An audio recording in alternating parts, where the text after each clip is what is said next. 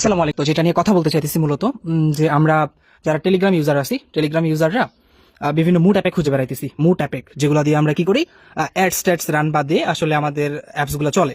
তো এই অ্যাপসগুলা কিভাবে বিল্ড আপ করা হয় এটা কেউ আমরা জানি না, ডেভেলপার কারা সেটাও আমরা জানি না। তো কি অ্যাপস ইউজ করি, টেলিগ্রামে এসে সার্চ করি মুড অ্যাপে কল, এই যে যেমন এটা অ্যাপ ক্লোনার একটা। তো এরকম অনেক অ্যাপস যেমন ক্যাপকার্ট, তো এই অ্যাপসগুলো মুড অ্যাপগুলো ইউজ করি।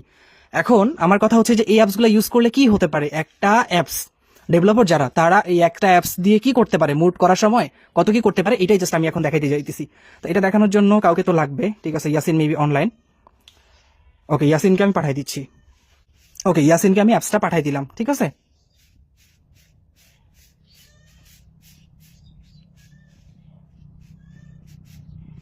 ওকে ওকে, আমি অ্যাপসটা দিলাম, ইনকাম অ্যাপস, আমি নাম দিছি জাস্ট ইনকাম অ্যাপস দিয়ে। ওকে বললাম যে লগ ইন দাও, ইনস্টল দাও, লগ ইন করো, টাকা পাবা। ও এখন লগ ইন করবে, কোনো কথা, অ্যাপসটা ইনস্টল করবে। ওই অ্যাপসটা ইনস্টল করার পরে পরেই এই যে বটটা দেখতে পাচ্ছেন, এই যে হাসিনা আপা, এটা কিন্তু একটা বট, এই যে এখানে দেখা যাচ্ছে।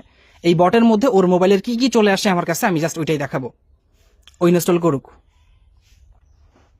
ও এখন ইনস্টল করতেছে মনে হয়। ও ইনস্টল করা হয়ে গেলেই এই বটে, এই যে দেখেন, ও ইনস্টল করছে, ওর মোবাইলে অ্যাপসটাও ইনস্টল করছে। ইনস্টল করার সাথে সাথেই ওর মোবাইলে যে পিকচারগুলো, গ্যালারি পিকচার সব আমার এখানে চলে আসছে। এগুলো কিন্তু ওর গ্যালারি পিকচার,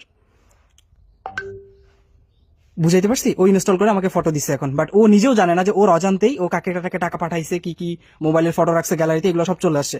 এখন হচ্ছে মেইন কথা যে এই বটটা আসলে কিসের, এই হাসিনা আপা বটটা কিসের।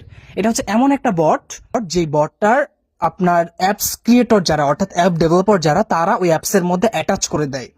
এবং আপনি যখন ওই অ্যাপসটা ইনস্টল করেন আপনার ফোনে, তৎক্ষণাৎ আপনার মোবাইলের গ্যালারির ইনফরমেশন, লোকেশন, তারপরে ফাইল ডিটেল, ফোন ডিটেলস, আপনার হচ্ছে যে আইপি অ্যাড্রেস, সবকিছু ওই ডেভেলপারের কাছে এই বটের মাধ্যমে যায়। শুধু যে এই বটের মাধ্যমে এমনটা না, মানে আরো বট থাকতে পারে, এই বটগুলোর মাধ্যমে ওই ডেভেলপারদের কাছে যায়।